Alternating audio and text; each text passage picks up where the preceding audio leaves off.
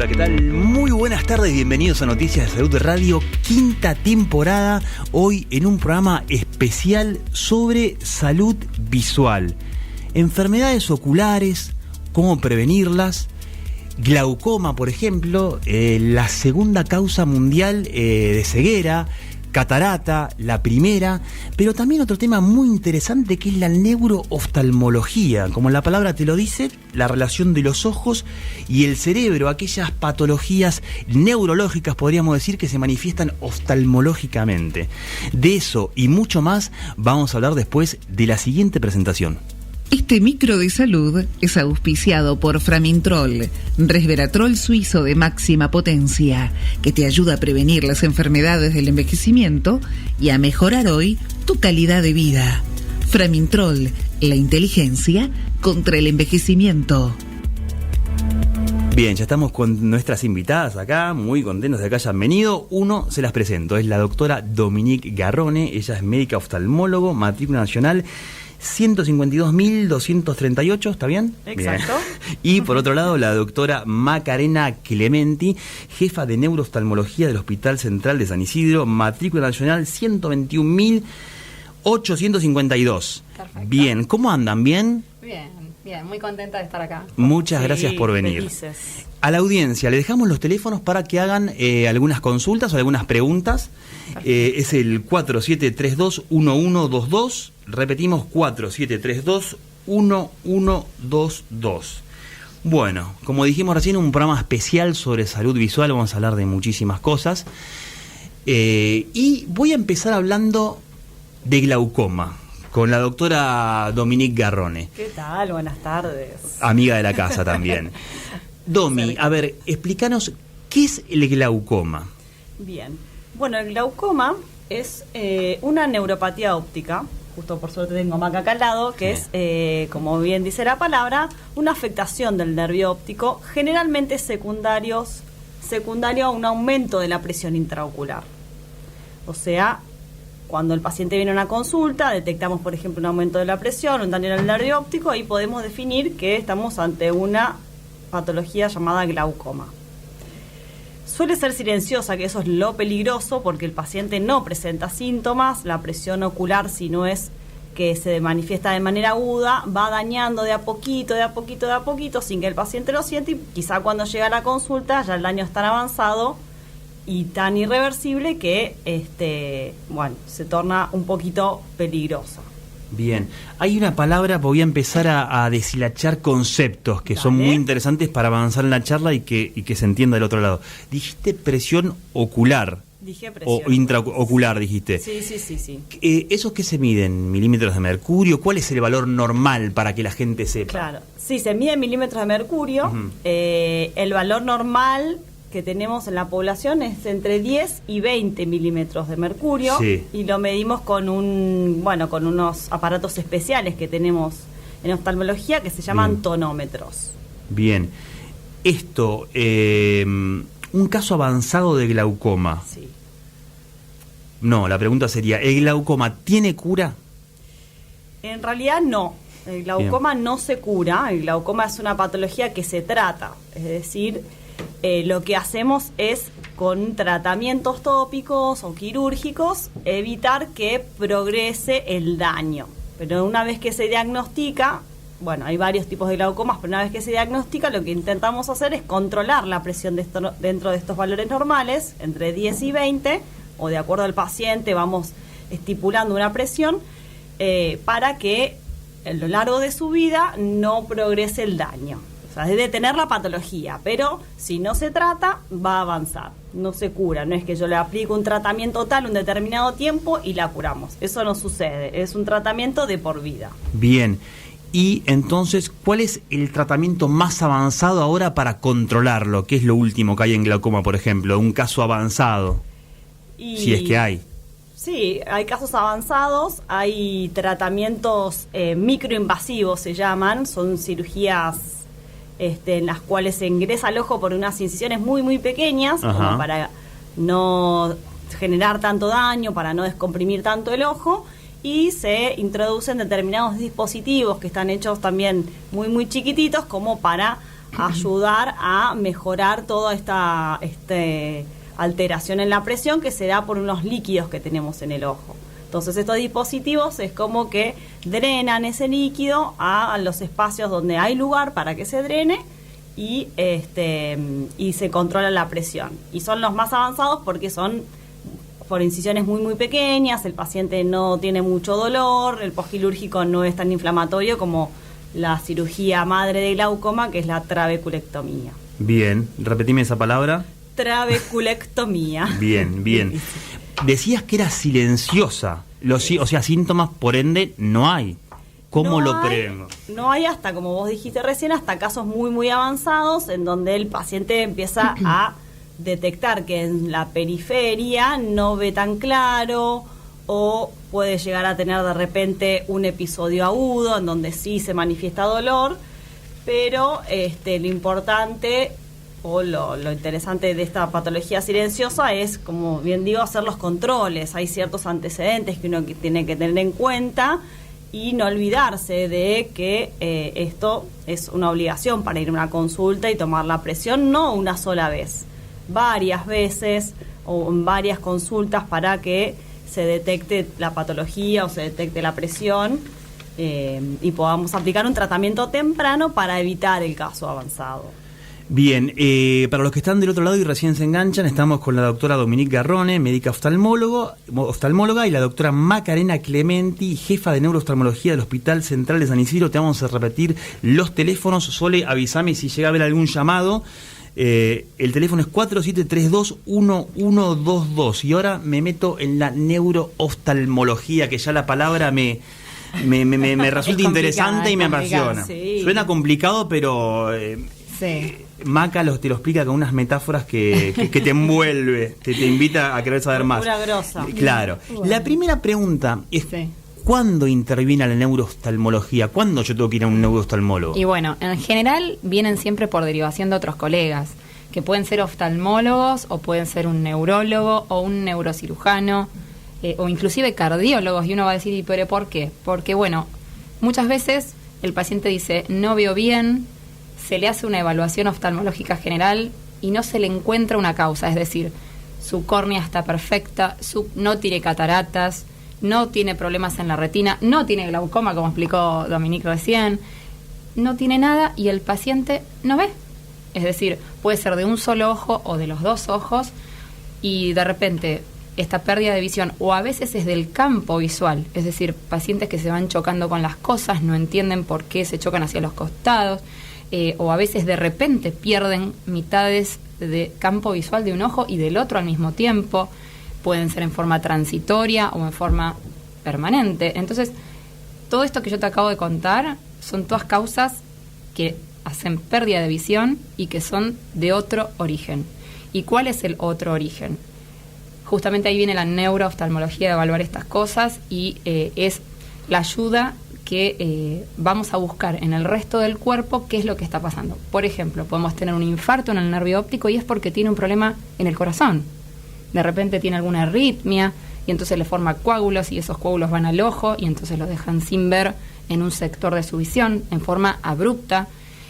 Puede tener el paciente una carótida que está medio tapada y de repente le pedimos un ecodoppler y encontramos que no veía porque tiene una carótida tapada.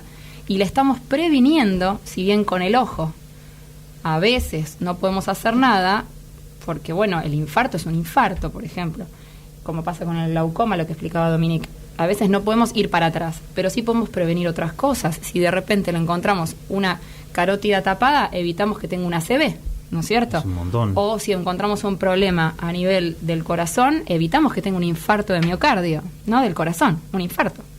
Entonces es muy importante la evaluación, en este caso, por un oftalmólogo general muchas veces, y después en su derivación a la neurooftalmología. A veces tenemos más tiempo, a veces no, o sea, tenemos que actuar en forma más aguda. Pero bueno, este es un ejemplo. Después, realmente hay pacientes que pierden campo visual en forma aguda, de un minuto para otro, y es un ACV ya instalado, y con eso tampoco podemos hacer mucho quizá en ese momento, pero a partir de eso evitamos que tenga otro ACV y lo deje con el cuerpo mal o con la voz que no hable bien. Digamos, es más preventivo en muchos casos. En muchos casos sí podemos tratar y curar, pero el problema es que, por ejemplo, muchas veces puede haber algún paciente que perdió visión y de repente se le encuentra que tiene una enfermedad a nivel de la mielina, es decir, de la telita que recubre los nervios del cuerpo, ¿no es cierto? Y encontramos que el paciente puede llegar a tener alguna enfermedad neurológica, como la esclerosis múltiple. Entonces, eso lo hacemos en los tratamientos en conjunto con las otras subespecialidades, como por ejemplo la neurología. A veces detectamos otras cosas más severas, como tumores en la cabeza por pérdidas de campo visual, porque los nervios ópticos son 2 cables que salen del ojo. Eso, nervio óptico. El nervio ¿Es un óptico, cablecito? que las dos acá presentes estudiamos al detalle los nervios ópticos. La doctora Dominique evalúa que el nervio se va como perdiendo fibras. Y yo lo que hago es estudiar qué pasa detrás del nervio si ella no le encuentra nada en el nervio. ¿Pero qué es? ¿Un cablecito que te une, hablando mal, el ojo con el cerebro? El ojo con el cerebro. Porque ¿qué pasa?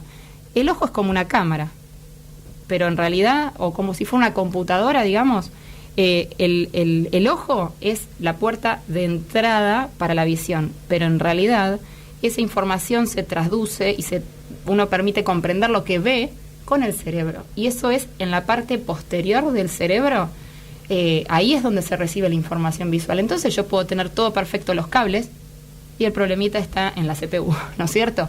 Es como que entonces no lo puede, el cerebro no puede entender e interpretar ciertas cuestiones visuales. ¿Por qué? Porque de repente se quedó sin circulación. Estamos ante un accidente cerebrovascular muchas veces. Digamos, esto es muy importante, la evaluación en conjunto con las otras subespecialidades. Esto no es algo aislado. Nosotros con esta especialidad venimos a interpretar cuestiones de la vista, pero relacionarlas con el resto de las enfermedades del cuerpo. Sí. Y vamos a decir, para que la gente no se asuste, que no es lo más frecuente tener un problema neurooftalmológico, pero es muy importante para mí recalcar que tienen que hacerse los controles de rutina con el oftalmólogo una vez al año, y si llegamos a detectar algún problema, quizá más seguido el control, la toma de presión ocular, como decía la doctora Dominique, es muy importante.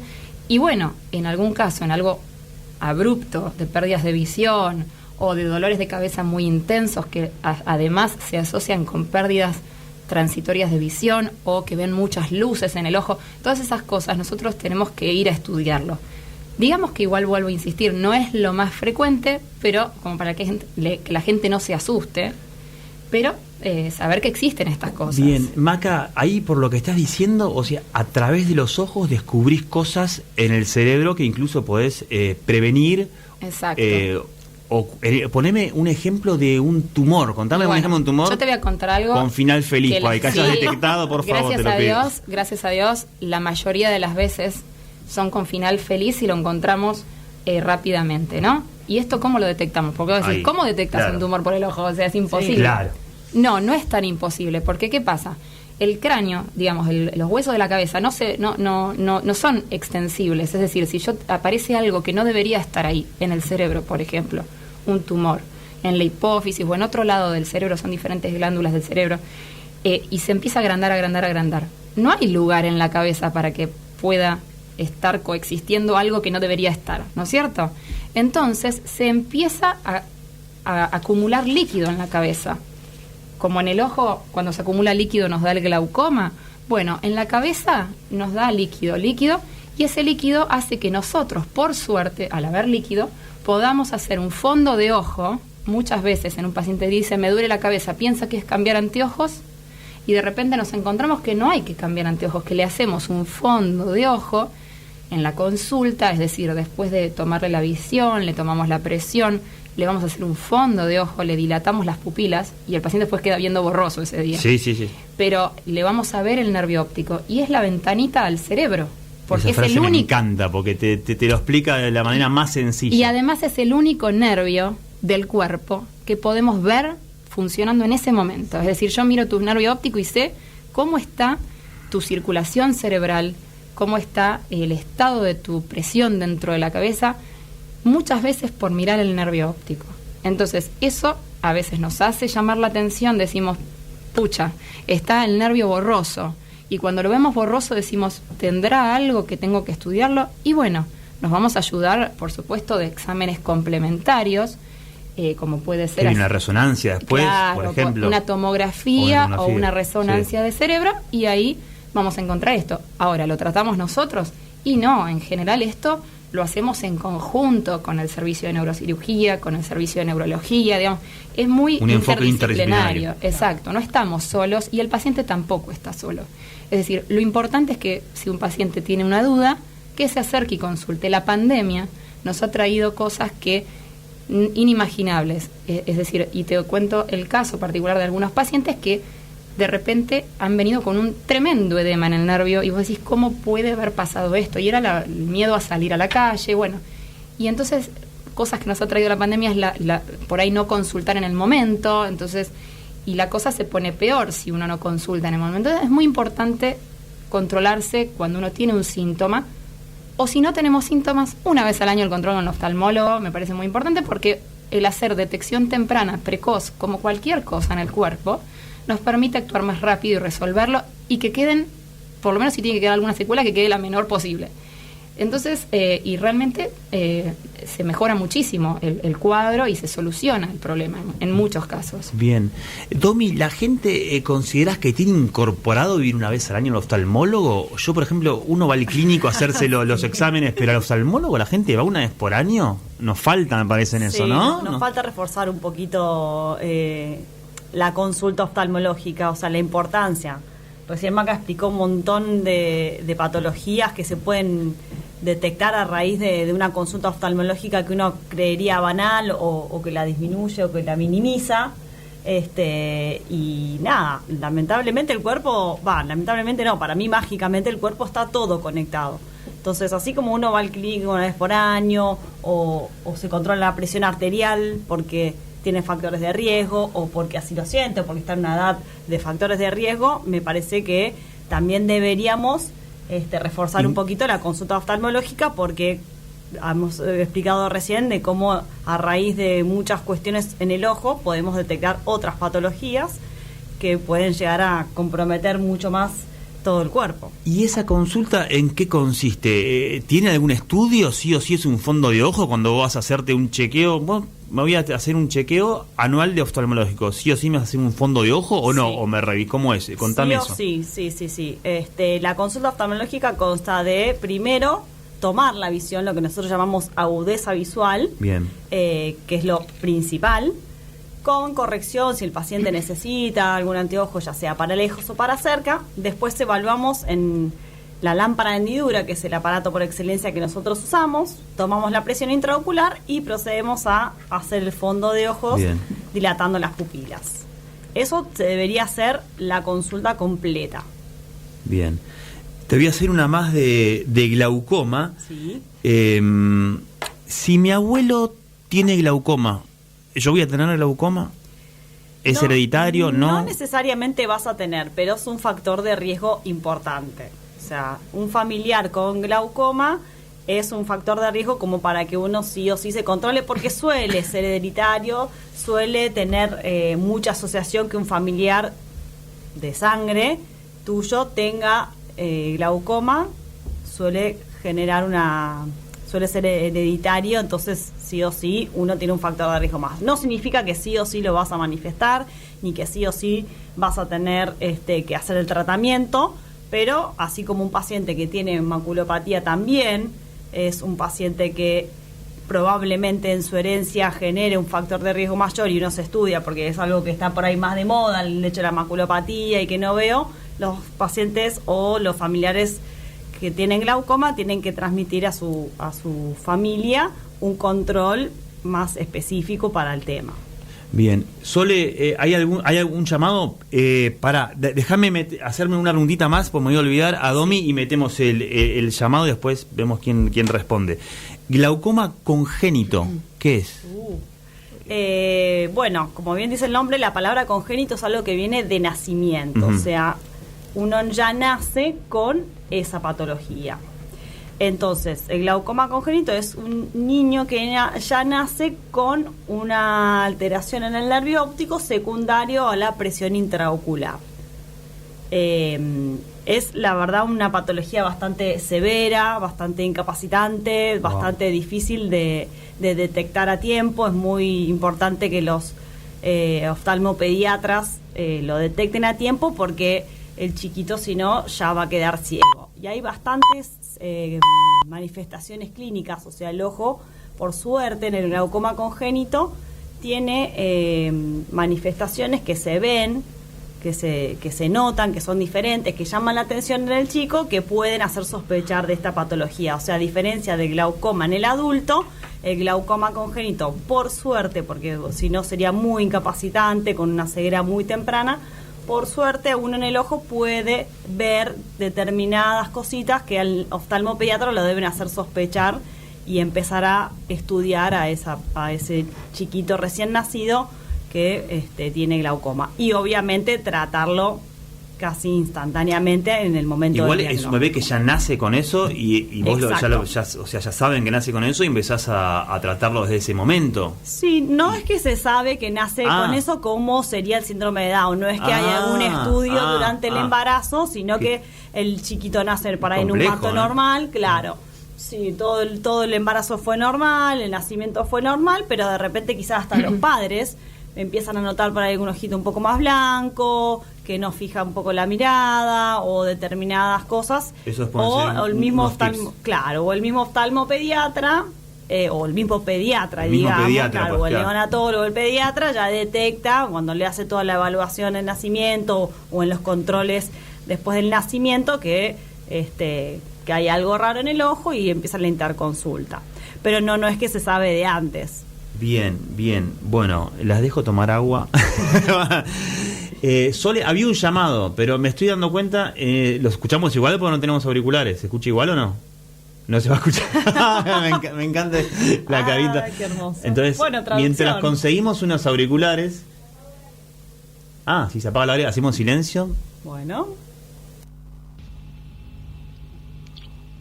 Hola, soy Guillermo de Belgrano.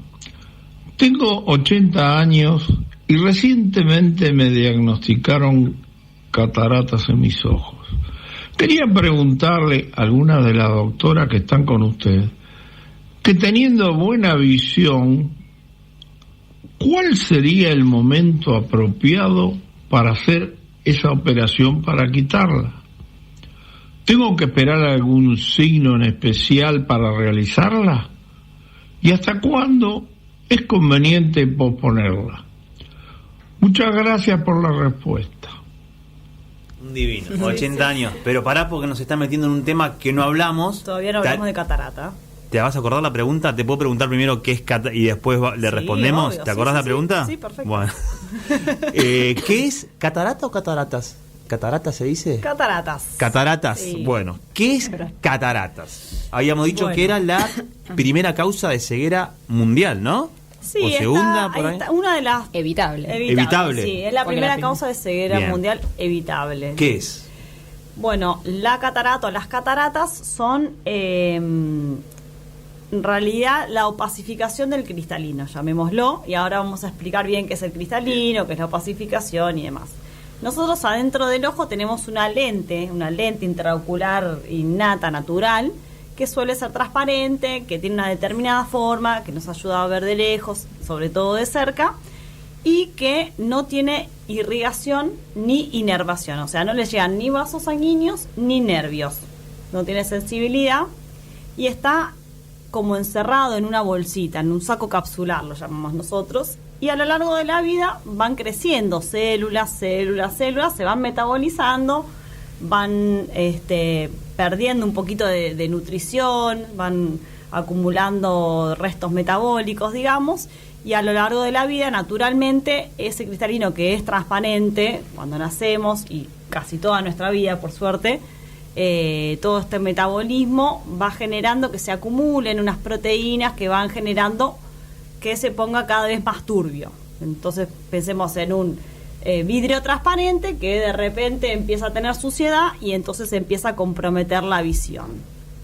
Eso sería la catarata, y muchos dicen que se dice catarata porque dicen que se ve a través como de un como si fuera como alguna si fuera catarata de Iguazú como, adelante. Claro, como que tenés visión borrosa, como que no podés definir bien, no hay un buen enfoque y demás. Bien, y ahora por lo que decís, ¿esto estaría afectando a gente de 50 años para arriba? ¿O qué rango tiene? En realidad un poco más grande. Empieza más o menos a los 60, o un poquito más, pero alrededor de los 60, ya uno por ahí viene un paciente a la consulta con 60 años y te dice, no veo bien de lejos, y creo que a todos... Ya te lo imaginas. Claro, todos nos imaginamos, bueno, primero pensamos en la catarata porque es la patología más frecuente y que generalmente se da sin ser en realidad una patología per se, porque es algo propio del cuerpo, una pequeña falla del cuerpo, digamos. Bien, una vez explicado el concepto de manera maravillosa, ahora le vamos a responder al oyente. Exacto. ¿Sí te acordás? Lo que Sí, preguntó, bueno, él contó que ha ido a una consulta, que le habían diagnosticado recientemente catarata, él manifiesta que ve bien, y preguntó cuándo era el mejor momento para la cirugía. Bien. Y qué pasaba o hasta dónde podía posponer la cirugía. En realidad, los oftalmólogos, o en realidad todos los médicos, cada uno tiene su libro o sus criterios. La catarata, una vez que se detecta, en general hay que operarla, no urgentemente, pero si está la catarata, ya habría que pensar en una cirugía en el lapso corto de tiempo. Y lapso corto de tiempo para mí es dentro del siguiente año. ¿Por qué? Porque como bien expliqué, esto se va a ir agravando. La catarata se va poniendo cada vez más turbia, el cristalino se pone más rígido y complica la cirugía.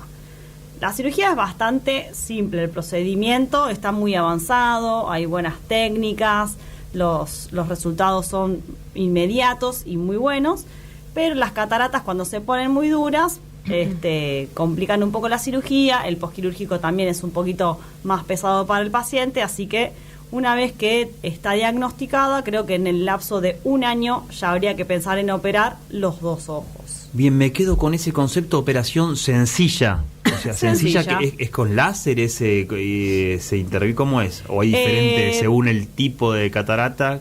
En realidad la cirugía de catarata se opera con ultrasonido. Sí. Digamos, no usamos láser como en otras cirugías del ojo, bien, porque sí existe el láser para otras cirugías del ojo, bien, pero para esta se usa energía ultrasónica. Es un aparato que es bien chiquitito, que emite como bien dije, la energía ultrasónica, va rompiendo en pequeños pedacitos la catarata, y en la puntita tiene una aspiradora chiquitita que al romper estos pedacitos la va aspirando y va liberando este saco capsular que yo dije en donde se encontraba la catarata.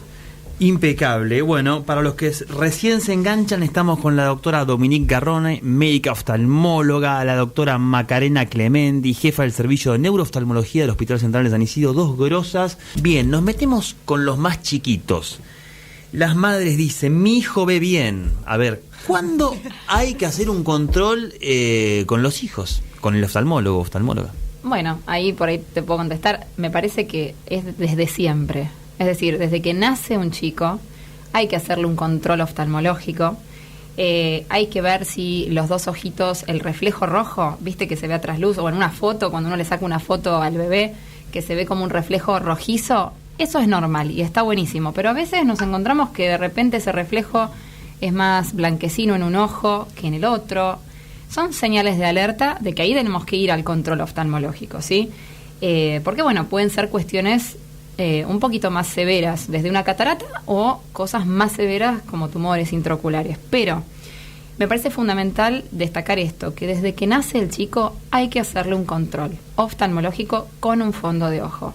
Al nacer, después el segundo control entre los 4 a 6 meses y después es una vez al año, ¿sí? Y ni hablar ya cuando el chico está escolarizado. En la primaria, por ejemplo. Claro, cuando tiene que ir al primario ya el chico ya debería tener desarrollada la visión de cada ojo casi al 100%.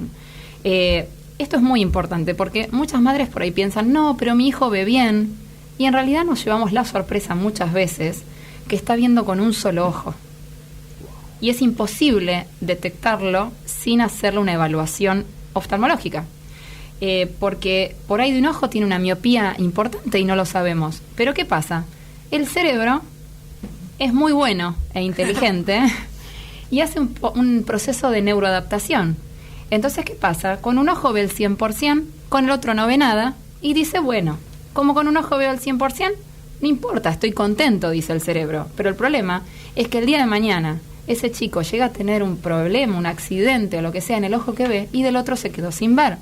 Y esto es tremendo porque el momento de detectar esto es hasta los 6, 8 años. No significa que si a los 11 o a los 12 lo llevamos, no podamos hacer una estimulación de esa falta de desarrollo visual. Porque si encontramos la causa, suponete que de un ojo ve perfecto y del otro tiene una miopía, le voy a dar un anteojo, por supuesto. Pero a veces ni siquiera con el anteojo logramos equiparar la visión de ambos ojos. Y muchas veces ahí es donde tenemos que intervenir como oftalmólogos, tenemos que ayudarle tapando el ojo sano para que desarrolle todavía más ese ojo, porque estamos en un periodo de adaptación del ojo y de crecimiento y todavía es factible poder hacer que se desarrolle su visión. Entonces es muy importante. Y dicho esto, la semana pasada, el viernes 15, fue un día que se hizo una jornada en muchos centros oftalmológicos, en asociación con el CLADE y la Sociedad de Oftalmología Infantil y el Consejo y el Centro Argentino de Estrabismo. Se hicieron diferentes campañas en diferentes lugares para tomar la visión en los chicos, porque si esto no lo buscamos, no lo vamos a encontrar. Entonces, esto es fundamental que se entienda que hay que llevar a los chicos al control oftalmológico. ¿Desde cuándo? Desde que nacieron. Y esto es reforzar este concepto, porque muchos pediatras lo dicen, pero bueno, a veces por ahí hay cosas más importantes, uno diría, pero creo que la parte oftalmológica es fundamental y el día de mañana los hijos lo van a agradecer, porque mientras más temprano y precoz, como todo lo que venimos charlando en la charla de hoy, creo, ¿no? Bien, la prevención. Y recién remarcabas la edad de 6 a 8, decís, o sea, desde siempre, pero de 6 a 8 sería primer grado, ¿no? Primero, segundo, sí. Es donde también hay más casos. Ahí deberían estar viendo bien. Y ahí es donde pero ahí puede aparecer el caso que contabas del ojo, por ahí que él no se da cuenta. Claro, porque uno dice, bueno, por ahí le hace la evaluación cuando tienen 2 añitos, 3 añitos, y uno dice, bueno, pero no colabora el chico. Bueno, claro. Pero ya a los 6 años está colaborando, y ahí yo ya me doy cuenta, si no me llega a ver las letras más grandes del cartel, algo pasa. Y bueno, anatómicamente el ojo está bien, uno no ve que haya un problema. Simplemente es una falta de desarrollo y a veces está asociado a problemas de necesidad de anteojo, a veces tienen un pequeño estrabismo, es decir, que se le desvía un poco el ojo y no está enfocando con el centro del ojo, que es donde nos ayuda a desarrollar la visión al 100%. Si mi ojo está desviado, lo desarrollo, pero por ahí un 20%, un 30%, no a un 100%. Entonces también es muy importante hacer esta evaluación porque uno puede, al diagnosticarlo, puede tratarlo, ¿no? Entonces, bien. Y desarrollar esa visión. Muy importante. Recién dijiste estrabismo. ¿El estrabismo se opera? ¿Se puede corregir según la edad? ¿Cómo? El estrabismo es un ojito desviado, ¿no? Que puede darse en un chico y que habitualmente tiene que ver con un tema a veces de debilidad de algún músculo, de los músculos que mueven los ojos, ¿no? Pero muchas veces hay que estar alertas porque puede ser un signo neurológico también. Y esto que estábamos hablando de tumores o diferentes cuestiones puede ser un signo de alarma que el ojito se desvía en forma aguda. El chico estaba bien y se desvió el ojo, no es normal, eso hay que llevarlo al control. Pero esto puede pasar en personas adultas también, ¿eh? Y de repente fue un pequeño infarto en las arterias que van a ese músculo. Y entonces, bueno, en principio, dependiendo de la causa, a veces hay estrabismos que se recuperan solos, por suerte. Ah, mira. Si es una persona grande y tuvo un estrabismo de golpe, habiendo ya hecho algún estudio de tomografía y habiendo descartado que no haya ningún problema más grave, uno sabe que eso puede recuperar solo, quizás en 6 a 8 meses, pero a veces no, y a veces hay que hacer una cirugía, ¿sí?, del estrabismo. No es que se entra al ojo, se operan los músculos de alrededor del ojo. Pero bueno, es muy importante volver a alinear esos ojos. Y ni hablar en los chicos. En los chicos es fundamental por esto que hablábamos del desarrollo visual. Los ojos tienen que estar alineados, tienen que estar centrados para desarrollar al máximo ese potencial visual que tiene el chico. Y es fundamental para esto, siempre insisto, la consulta. Muy interesante, Maca, te hago la última que no lo tenía en carpeta, pero es muy interesante. Hay personas, Trenti, que tienen estrabismo por ahí y por ahí tiene una patología de base o no, o él si quieren se operan o por ahí lo tienen. Claro, si lo tienen de toda la vida, es poco probable que si nunca hicieron un control oftalmológico, o, digamos, es poco probable que tengan algo serio, porque 30 años, si había algo serio, digamos que ya se hubiera dado cuenta, pero es muy importante hacer el control igual. Tiene solución también, ¿sí? Si el paciente ve doble, se puede solucionar. ¿Sí? Pero si tiene estrabismo y no se quiere operar porque no tiene si nada, no le molesta, a él no le hace, si no le molesta, puede no le hacerse deteriora nada. la visión. No le deteriora, pero sí es muy importante el control oftalmológico, aunque sea para descartar que no haya ninguna causa importante que haya que tratar subyacente, digamos, ¿no? De base. Pero bueno, esto, insisto, en esto del control, ¿no? Bien, siempre volvemos al control. Sí. Y coinciden conmigo en que el control oftalmológico anual no está tan incorporado como el otro. No, e inclusive... Al menos en mi círculo. Yo todos escucho, me voy a hacer el control, el cardiólogo, la sangre, todo. Nunca nadie me sirvió el oftalmólogo. Y hoy tenemos las farmacias que venden los anteojos, ¿no es cierto? Y le simplifican la vida, entre comillas, a los pacientes, porque bueno, no veo bien, me voy y me autorreceto el anteojo que más me conviene. Ojo con eso. Es muy importante ir al oftalmólogo, hacer el control, y es el mejor momento además para tomar la presión, para hacer el fondo de ojo. Entonces hacemos toda la consulta en un solo momento. Pero ahí te metés en otro tema que también no lo tenía en carpeta y me parece muy interesante. ¿La farmacia vende un anteojo? Venden anteojos, se venden anteojos con graduación, por ahí para como estándar, pero claro, todos no somos estándar, cada uno tenemos rasgos singulares de cada persona. Yo puedo tener un poquito de miopía y un poquito de astigmatismo, entonces, ¿por qué no voy al oftalmólogo y me corrige la miopía y el astigmatismo y voy a ver 10 veces mejor? Además, el ir a la farmacia tiene otro riesgo, que por ahí yo me hago el anteojo, digo, ay, pero veo bárbaro, y sin embargo después me empieza a doler la cabeza con esos anteojos. ¿Y por qué? Porque no están centrados con nuestra pupila muchas veces. Y si el ojo está descentrado con el anteojo, me va a doler la cabeza, no me voy a acostumbrar, voy a pensar que no sé qué es un problema del cuello, y no, es por estar con un anteojo que no es el ideal para mí. ¿Y qué dice la Sociedad Argentina de Oftalmología con esto? ¿Está en contra? ¿O se manifiesta? A ver, por supuesto que todos los oftalmólogos estamos en favor de que el paciente tenga la mejor corrección y calidad visual. El paciente después tiene el derecho a elegir, ¿no es cierto? Siempre uno tiene lo fácil que lo puede conseguir también. Ahora, insisto en que es el mejor momento para hacer prevención de tantas otras enfermedades oculares que a veces ni siquiera sabemos. A veces podemos encontrar que el paciente es diabético por hacerle un fondo de ojo, que tiene hipertensión por hacerle un fondo de ojo, porque simplemente al verle las arterias del fondo del ojo nos damos cuenta que hay algo que no está bien. Nosotros los oftalmólogos somos médicos antes, entonces también podemos detectar un montón de cosas. Muy interesante. Te voy a hacer una del Hospital Central de San Isidro, porque sos jefa de ese servicio de neurooftalmología que no abunda mucho en los hospitales públicos. Es algo como grosso, por así decirlo. Son pocos los lugares que tienen esta subespecialidad, se dice, ¿no? Sí. Y hace poco incorporaron un equipo para la detección precoz y el diagnóstico de esas enfermedades, ¿no? Que vinculan el cerebro y los ojos. Sí. Y hay una frase que me dijiste que me encantó. Ese equipo, me dijiste, es como el electrocardiograma para el cardiólogo. Exactamente. Bueno, contame de ese equipo, para qué sirve, qué hace. Bueno, justamente es como un electrocardiograma, porque si uno agarra ese estudio no entiende nada. Es unas ondas que se ven y que parecerían chino básico, pero no es tan chino básico. Nosotros, los que hacemos estos estudios, lo pedimos buscando ciertas cosas, ¿no es cierto? Paciente que no ve bien, ahí volvemos al tema inicial de lo que hablábamos antes, no ve bien, no se le encuentra una causa evidente oftalmológica, y entonces tenemos que ir a buscar cosas raras. La realidad es esa. Entonces vamos a hacer estudios raros también. Y bueno, en esto es muy importante que sepan los pacientes que tenemos al alcance de nuestras manos este aparato. Esto involucra lo que es el electroretinograma y potenciales visuales evocados. ¿Qué significa esto? Nosotros podemos saber cómo funciona nuestra retina. A veces yo la retina la veo bien, le hacemos un fondo de ojo y decimos, la verdad que parece sana la retina, y le haces el electroretinograma y no funciona bien. tiene un menor voltaje del que debería tener, por ejemplo, o directamente no se percibe bien la información de entrada, como que está bastante plano, y ahí decimos, debe tener estas enfermedades raras, ¿sí?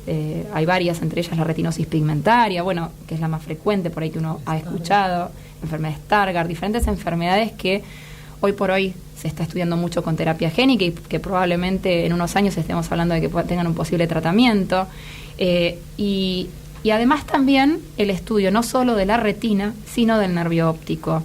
Esto nos ayuda para hacer seguimiento de patologías del nervio óptico, por ejemplo, la esclerosis múltiple. Es un criterio de apoyo para hacer el diagnóstico de una esclerosis múltiple, por ejemplo. Entonces lo hacemos en equipo con los neurólogos. Muchas veces, a veces nos lo manda por ahí un cirujano de catarata que dice, doctora, le mando para hacer este estudio porque tiene una catarata tan grande que yo no sé si el nervio funciona atrás, funciona o no funciona, porque yo le voy a operar una catarata y no sé si va a ver después, porque a veces puede pasar. Entonces, con este estudio detectamos si el nervio transmite bien. Entonces le digo, transmite bien, ahora se puede operar la catarata y estamos todos contentos de que operando la catarata tenemos altas chances de que, claro, sí, el resultado va a ser el esperado, y no en casos de cataratas muy duras, ¿no es cierto? No en todas las cataratas sería, pero digamos, hay múltiples motivos por los cuales uno puede hacer estos estudios, y bueno, lo bueno es que está al alcance. Y contar con ese equipo en un hospital público, ¿no? Al servicio del vecino es fantástico. Y hoy por hoy, y el día de mañana que ya van a venir estas terapias génicas, probablemente para enfermedades de la retina, contar con este aparato no es poca cosa. Y saber interpretar el estudio, digamos, es importante y bueno, estamos contentos de poder hacerlo. Bien, dijiste retinopatía diabética. Te voy a preguntar, sí. Dominica Rone, ¿qué es? Por favor, contame, y ya vamos cerrando. Hicimos un popurrí de varias de todas cosas. Las enfermedades. Falta, me imagino, ¿no? Pero sí. Bueno. Justo hoy hablaba con una médica clínica de la diabetes. La verdad que es una patología muy, muy prevalente hoy en día. De hecho, hablando de las causas mundiales de ceguera, la retinopatía diabética está a la cabeza, ahí con el glaucoma, de las no prevenibles, porque las prevenibles dijimos catarata. Así que bueno, la retinopatía diabética es una enfermedad causada por la diabetes en la retina, ¿sí? La retina tiene unos vasos sanguíneos muy, muy chiquititos, finitos, y la glucemia muy elevada, que es lo que sucede en la diabetes, se va acumulando en las paredes de estos vasitos y las va rompiendo, generando muchos sangrados, generando pérdida de líquido, generando que las proteínas de la sangre vayan y se depositen en la retina, los lípidos, y todo esto va generando un daño que no lo podemos revertir en determinado estadio, ¿sí? O sea, esto es progresivo, como pasó en el glaucoma. No es que uno se despierta, un paciente diabético se despierta un día después de, 5 años de diabetes y no ve, sino que se va manifestando de a poquito. Si la glucemia no se controla dentro de los valores normales, se va dañando un vasito, otro, genera sangrados y todo lo que acabo de explicar, hasta en un punto donde se empieza a generar una inflamación tal que puede llegar a desprender la retina. Cuando decimos diabetes, ¿qué es la tipo 2 o la tipo 1 generalmente asociado a la retinopatía? ¿O cualquiera? Las dos. Sí, las dos.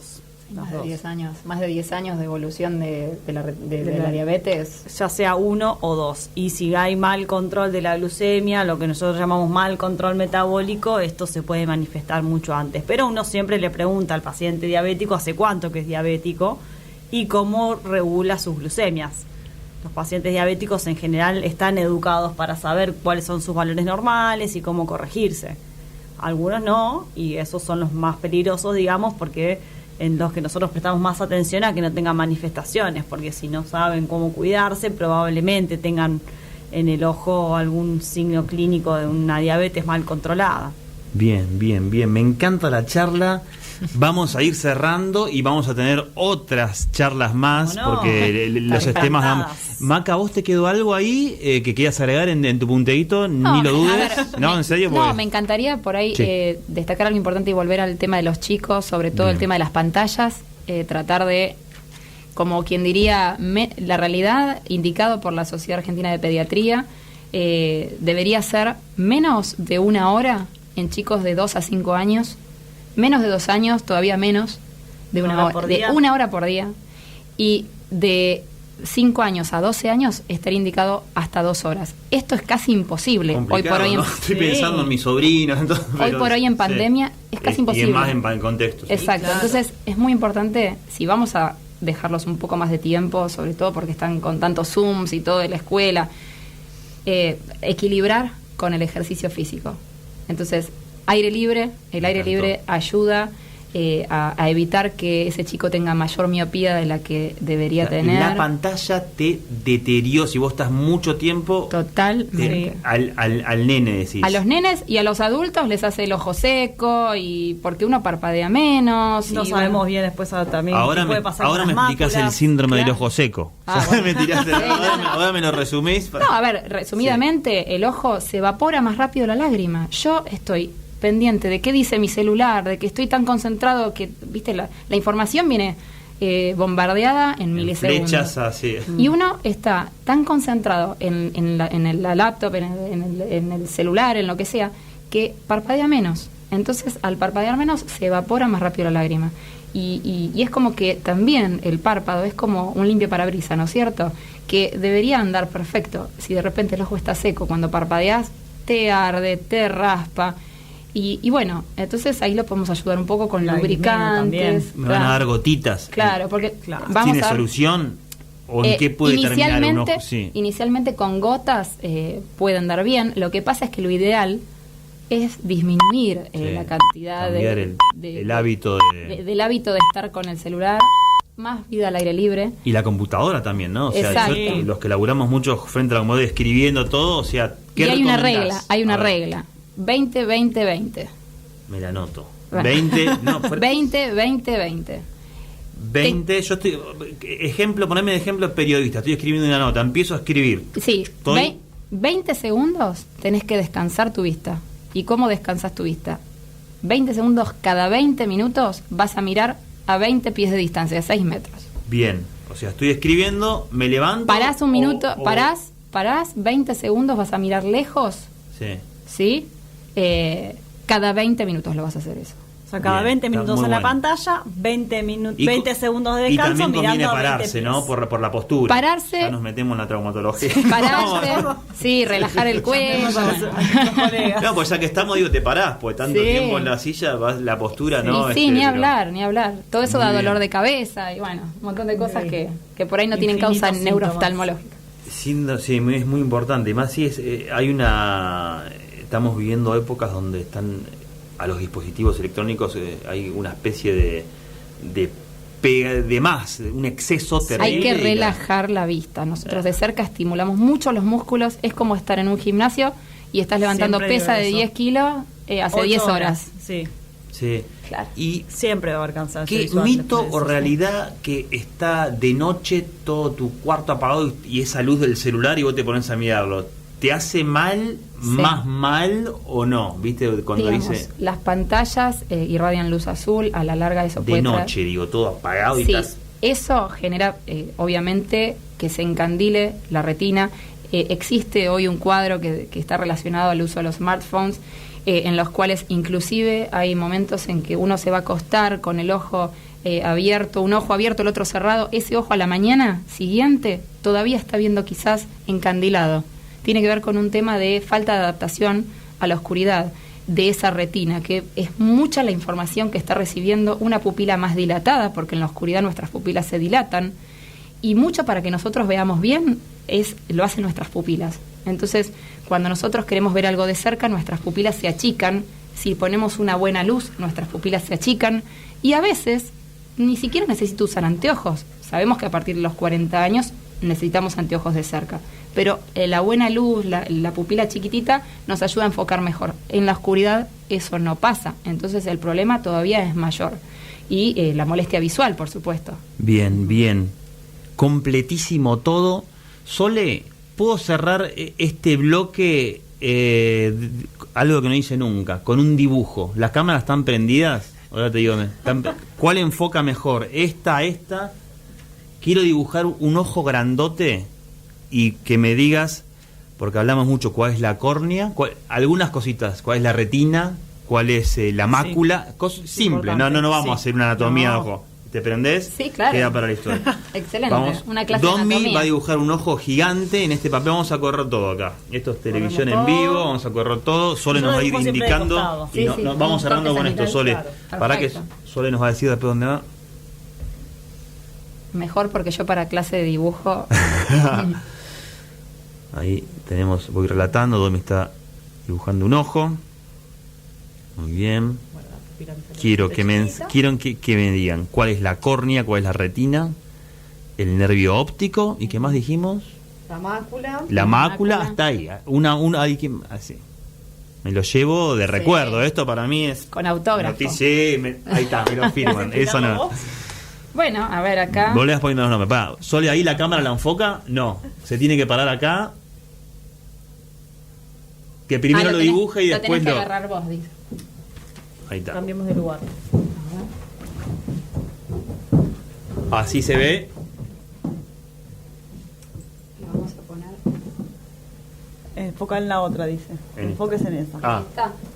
ahí está. Perfecto. ¿Querés hacer? Sí, yo tengo acá y vos Ah. dibujando. No sé si se me escucha ahí. Sí. Ahí está. Bueno, a ver. Bueno, este es un... Para que me acomodo porque esto para mí Sí. es importantísimo. Esto es un ojo, esta es la parte anterior del ojo y esta es la parte posterior del ojo. De acá va a salir el nervio óptico que va a ir al cerebro. El cablecito El decimos, cable que conecta une el ojo con el cerebro. Nervio óptico. Entonces, es como que este es el monitor, ¿no es cierto? Esta es la córnea, es una telita que tiene 500 micras. Imagínate. ¿Qué es micras? Micrones. Ah. O sea, es muy finito. Muy finito. Y es transparente, pero es la telita que recubre el ojo por adelante. Es transparente para que por acá entre la luz y entra y se encuentra con esta cámara, digamos, es como un diafragma, que es la pupila, ¿no es cierto? Esta pupila se achica o se abre y se va a ir hasta acá abajo, suponete si le pongo gotas para dilatar, que eso me va a servir si yo le quiero dilatar la pupila, voy a ver mi nervio óptico. Bien. Y este es el cristalino, que está acá. Lo que hablamos de la Exacto. cataratas. Está sostenido, por supuesto, con un montón de Esto zónulas. te lo cambiarían en una operación de Exacto. catarata. Eso Bien. es lo que se cambia, se aspira y se pone un lente limpio. Vamos a Bien. decirlo en términos criollos. Bien. Y bueno, en realidad esto es la cámara anterior, esta es la cámara posterior o cámara vítrea. Y acá la telita que recubre el ojo por atrás y tapiza todo el ojo por atrás es la retina. Dentro de la retina, la zona central de visión que tenemos que estimular en los chicos para que vean 100% es la mácula, ¿sí? El área central de nuestro ojo, y al ladito nomás está el nervio óptico que va a recibir toda esa información que entró desde la luz que entró por acá y se percibió en nuestra retina. Esa información entra por el nervio óptico y de ahí va al cerebro. Teneme un cachito, por favor. Sí. Un aplauso. Poneme aplausito y te voy a pedir que me lo firmes. Vamos a firmarlo acá. El dibujo Bueno. lo hizo Dominique, así que no Sí, me voy a hacer... autógrafo de las Sí. dos. De las dos. Bueno, les agradezco mucho que hayan pasado por Noticias de Salud Radio. Van a volver, me Muchas gracias imagino. a La vos, charla Dominique. fue hermosa. Dejamos Muy muchísimos lindo. contenidos para seguirlo replicando. Y bueno, espero que la hayan pasado bien. Bueno, Muchas gracias por la invitación. Chochas contentas de estar acá Sí. las dos. Muy contentas. Somos colegas en el hospital, así que Compartiendo este momento, está muy bueno. Bien, por muchos momentos más de estos, porque estamos haciendo prevención, en este caso de la salud visual. Sí. Quédense con nosotros que enseguida seguimos con mucho más Noticias de Salud Radio acá en Symphony. Ya volvemos. Este micro de salud fue auspiciado por Framintrol, resveratrol suizo de máxima potencia, que te ayuda a reforzar el sistema inmune y a proteger tu corazón, memoria, huesos y músculos del paso del tiempo. Framintrol, la inteligencia contra el envejecimiento.